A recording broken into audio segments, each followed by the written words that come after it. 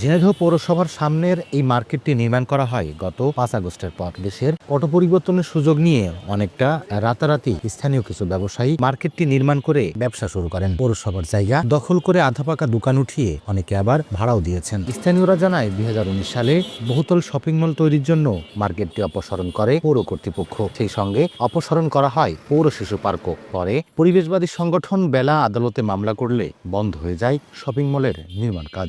সে সময় নির্মাণাধীন শপিং মলের সামনে অস্থায়ী দোকান করে ব্যবসায়ীরা ব্যবসা করত। কিন্তু সরকার পরিবর্তনের পর ভেঙে ফেলা পৌরসভার মার্কেটে চুক্তিতে বরাদ্দ নেয়া ব্যবসায়ীরা স্থায়ীভাবে দোকান করেছেন।